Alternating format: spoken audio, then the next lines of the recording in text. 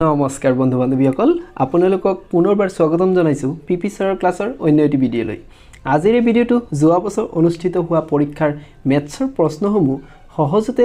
অৰ্থাৎ short trick ব্যৱহাৰ কৰি কেনেদৰে সমাধান কৰিব পাৰি সেইটো আলোচনা কৰা হ'ব যদিও এইকেইটা প্ৰশ্ন পৰীক্ষাত নাহে কিন্তু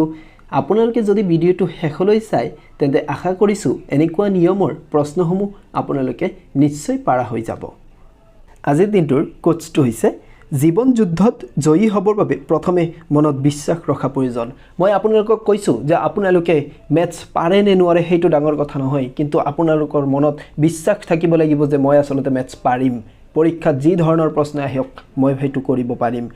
আজি প্ৰথমটো প্ৰশ্ন কৈছে 3 4 আৰু 5 অনুপাতত থকা তিনিটা সংখ্যাৰ পূৰণফল 480 পোৱা গ'ল সংখ্যা তিনিটাৰ আটাইতকৈ ডাঙৰটো হৈছে আটাইতকৈ ডাঙৰ হ'ব পাৰে আটাইতকৈ সৰু হ'ব পাৰে সদায় মনত ৰাখিব লাগে যে 3 আৰু 4 অনুপাতত যেহেতু সংখ্যা কেইটা আছে আমি ধৰি লম যে প্ৰথম সংখ্যাটো 3x পিছৰটো হৈছে 4x আৰু তাৰ পিছৰটো 5x এতিয়া কৈছে এই তিনিটা পূৰণ কৰি 480 পোৱা গ'ল তেতিয়াহলে আমি এই তিনিটা যেতিয়া পূৰণ কৰি দিম তেতিয়া কি মান হ'ব 3 4 আৰু 5 3 4 আৰু 5 পূৰণ কৰিলে 4 5 গুণ পূৰণ কৰিলে হ'ব 20 আৰু তাৰ লগত 3 অৰ্থাৎ 60 আৰু লগতে x এটা দুটা তিনটা আছে অৰ্থাৎ x কিউব হ'ব আৰু এনসাৰটো কিমান বুলি কৈছে 480 হ'ব কৈ দিছে এতিয়ালে আমি ইয়াৰ এটা শূন্য কাটি দিলো থাকিল আমাৰ তাত 6 6টো ইয়াতে যেহেতু x কিউবৰ লগত কি হৈছে 6 ইয়াতে কি হৈছে পূৰণ হৈ আছে হেইফালে গলে কি হ'ব হৰণ হৈ যাব তেতিয়ালে এইফালে x কিউব ৰাখিলো আৰু হেইফালে 48 ডিভাইডেড বাই কি 6 ইয়াৰে পৰা কি আনসাৰ পাইছো যে x কিউব সমান সমান কিমান পালো x কিউব 6 দি যেতিয়া 48ক আমি হৰণ কৰিম তেতিয়া আনসাৰ পাম 6 8 গুণ 48 আৰু এতিয়া আমি লিখিব পাৰিম x কিউব = 8 অৰ্থাৎ 8ক আমি লিখিব পাৰিম 2 কিউব বুলি তেতিয়াহলে x ৰ মান আমি পাই গলো যেহেতু ওপৰৰ কিউব আৰু এই কিউবটো সেম হৈছে তেতিয়াহলে x ৰ মান আমি পাই গলো কিমান 2 তেতিয়াহলে আটাইতকৈ সৰু সংখ্যা যোনটো আছিল হেতু 3x আছিল 3x টো আটাইতকৈ সৰু x ৰ মান যদি 2 বহাই দিয়া যায় তেতিয়া আটাইতকৈ সৰুটো হ'ব 3 পূৰণ 2 অৰ্থাৎ কি হ'ব आंसर 6 হ'ব আৰু আটাইতকৈ ডাঙৰ যোনটো 5x আছিল ইয়াতে যদি x ৰ মান 2 বহাই দিয়া যায় তেতিয়া হ'ব 5 দুগুণে কিমান হৈ যাব 10 ইয়াতে 10 হৈছে শুদ্ধ উত্তৰ option c to correct answer 2 নম্বৰটো প্ৰশ্ন কোনো এটা সংখ্যাক প্ৰথমে 30% বৃদ্ধি কৰা হ'ল তাৰ পিছত আকৌ 30% কি কৰা হৈছে হ্ৰাস কৰা হৈছে সংখ্যাটোৰ মুঠ শতকৰা বৃদ্ধি বা হ্ৰাসৰ শতাংশ নিৰ্ণয় কৰিব লাগে একেবাৰে সহজ প্ৰশ্ন আসলতে যদি পাৰ্চেন্টেজৰ প্ৰশ্নবোৰ আহে তেতিয়ালে আপোনালোকক মই কৈছো একেবাৰে সহজ নিয়মটো হেতু প্ৰথমতে 100 বুলি ধৰি ল'ব লাগে যে এটা সংখ্যা হৈছিল ধৰি ললো আমি 100 যদি 100ৰ 30% বৃদ্ধি কৰা হৈছে আৰু আমি জানো পাৰ্চেন্ট মানে আসলতে 100 তেতিয়া 100ৰ যদি 30% প্ৰথমতে বৃদ্ধি কৰা হৈছে কিমান হ'ব তাৰ आंसर 100ৰ 30% বৃদ্ধি কৰাৰ লগে লগে তাৰ आंसरটো আমি পাই যাম 100 কিমান 30 হয় নহয় তাৰ পিছত আকৌ কৈছে ইয়াৰ 30% হ্ৰাস কৰা হ'ল মানে এবাৰ আকৌ 30% কমাব লাগে কাৰ পৰা তে 130ৰ কিমান পাৰ্সেন্ট 30% 130ৰ যদি 30% কৰিব লাগে তেতিয়া আমাৰ কি হ'ব आंसर একদম সহজতে কৈ দিছো আপোনালোকে কি কৰিব এইটো 0%ৰ এইটো 0 লগে এই 0টো কাটা গেল তাৰ পিছত ইয়াতে থাকিল 3 আৰু 13 যেতিয়া মাল্টিপ্লাই কৰিম তেতিয়া হ'ব 39 হয় নহয় 130ৰ 30%ৰ মান হৈছে 39 তেতিয়া হলে এই 130ৰ পৰা 39 টো যদি আমি মাইনাস কৰি দিও 130 পৰা 39 টো যেতিয়া মাইনাস কৰি দিম তেতিয়া আমাৰ आंसरটো আহিব কিমান 91 আহিব হয় নহয় প্ৰথমতে 30% বৃদ্ধি কৰিছিল 130 ওলাইছিল এইবাৰ 30% হ্ৰাস কৰিছো কিমান ওলাইছে 91 ওলাইছে প্ৰথমতে যেহেতু কিমান আছিল 100 আছিল এইবাৰ যেহেতু আমাৰ ওলাইছে কিমান 91 কিমান পাৰ্সেন্ট কমি গল যদি হুদিছে শতকৰা হ্ৰাস বা বৃদ্ধি হুদিছে কিমান কমি গৈছে 100ৰ পৰা 91 যদি মাইনাস কৰিম তেতিয়া হ'ব आंसरটো 9 অৰ্থাৎ 9% কি হৈছে হ্ৰাস হৈছে অপচন ডি টো হ'ব কিন্তু কাৰেক্ট आंसर ইয়াতে 9% বৃদ্ধি আছে কিন্তু ইয়াতে বৃদ্ধি হোৱা নাই আসলতে 100ৰ পৰা কি হৈছে 91 অৰ্থাৎ আগতে 100 আছিল এতিয়া 91 হৈছে মানে নিশ্চয় কমিছে যদি কমিছে তেতিয়া হলে 9% হ্ৰাস হ'ব ইয়াৰ শুদ্ধ উত্তৰ নিশ্চয় আপোনালোকে বুজি পাইছে যদি আপোনালোকে বুজি পাইছে তেতিয়ালে নিশ্চয় এটা ধুনীয়া চাই ভিডিওটো লাইক কৰি দিয়ক আৰু বন্ধু বান্ধৱীসকল মই আপোনালোকক আসলতে জানিব বিচাৰিছো যে আপোনালোকে আসলতে কোৰ পৰা মোৰ ভিডিওটো চাই আছে আপোনালোকে কমেন্ট বক্সত নিজৰ ডিস্ট্ৰিক্টৰ বিষয়ে জনাই দিয়ক তাৰ পিছৰটো প্ৰশ্ন 3 number in the equation x² - 2x plus 1 equal to 0 then the value of এইটোৰ মান ওলাব দিছে এইখিনি দি আছে এইখিনি মান নিৰ্ণয় এইটো দি আছে এইটোৰ মান নিৰ্ণয় কৰিব লাগে কিমান হ'ব এনসাৰ প্ৰথমতে যেটো দিয়া আছে হেতু লিখা যাক এটো হৈছে x² - 2x + 1 ইকুৱেল টু কি 0 হয় নহয় এতিয়া ইয়াৰে পৰা যদি আমি x ৰ মানটো প্ৰথমতে উলাই লব পাৰিম কেনেদৰে উলাই লব পাৰিম এইটো এটা ফৰ্মুলা আহি আছে চাওকচোন এইটো মই এনেকৈ লিখিব পাৰিম x² - এইটো প্লাস 1 আছে নহয় নে প্লাস 1 ক মই 1 ৰ স্কয়াৰ বুলি লিখিব পাৰিম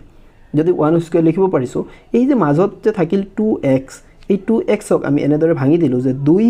পূৰণ ইয়াতে x এৰ মানটো হৈছে x অৰ্থাৎ x লিখিলো আৰু b ৰ মানটো কিমান b ৰ মানটো হৈছে 1 অৰ্থাৎ ইয়াতে 1 লিখিলো এতিয়া আমাৰ আগতে এটা ফৰ্মুলা মনত আছে নে যে a - b whole square is equal to a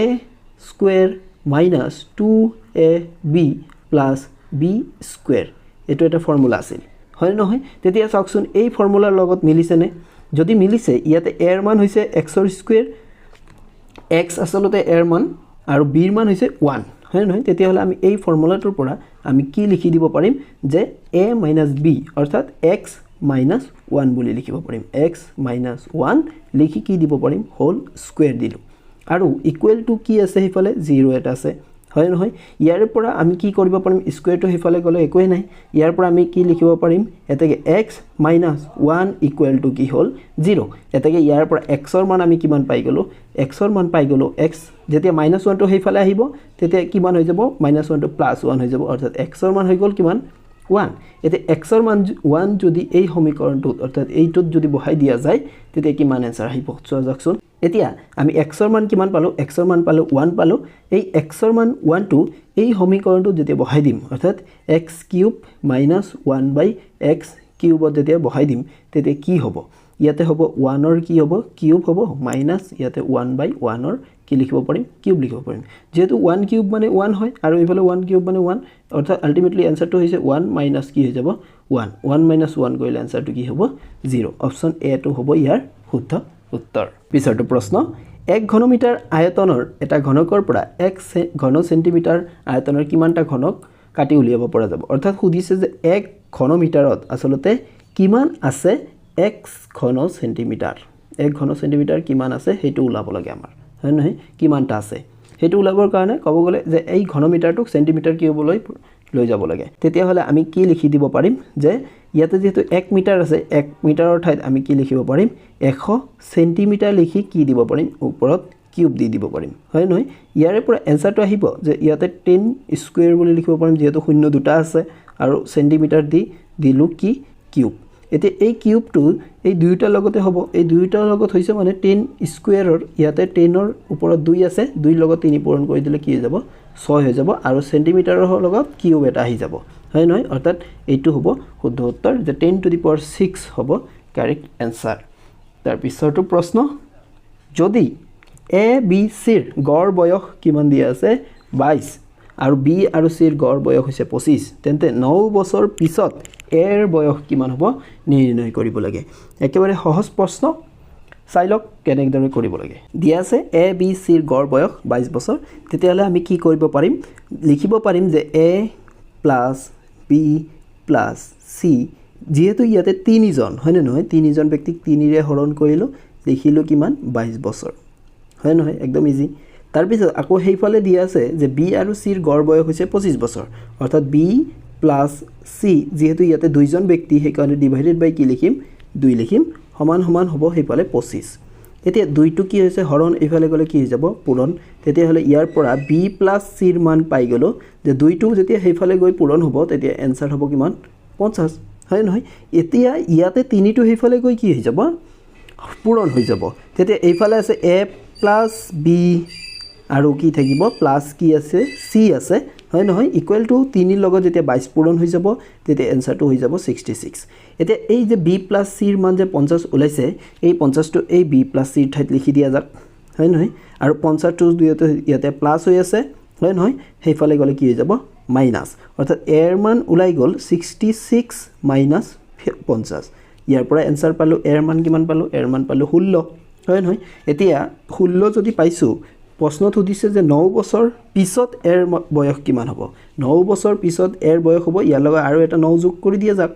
হয় নহয় ইয়াৰ লগত 9 যোগ কৰিলে এনসাৰ হ'ল কিমান 25 অৰ্থাৎ 9 বছৰ পিছত এৰ বয়স হ'ব 25 বন্ধু বান্ধৱীসকল যদি ভিডিঅ'টো চাই ভাল পাইছে তেতিয়াহ'লে ভিডিঅ'টো নিশ্চয় লাইক কৰিব আৰু আপোনাৰ বন্ধু বান্ধৱীৰ লগত ভিডিঅ'টো শ্বেয়াৰ কৰিব আহি থকা আগন্তুক দিনবোৰত মই আপোনালোকৰ কাৰণে এনে ধৰণৰ আসলতে মেথছৰ টপিক ওয়াইজ ভিডিঅ' বনাম তেতিয়াহ'লে ভিডিঅ'টো যদি ভাল লাগিছে লাইক কৰিব আৰু আপোনালোকে আমাৰ এই চেনেলটো সাবস্ক্ৰাইব নকৰিলে সাবস্ক্ৰাইব কৰি ল'ব পাৰে ধন্যবাদ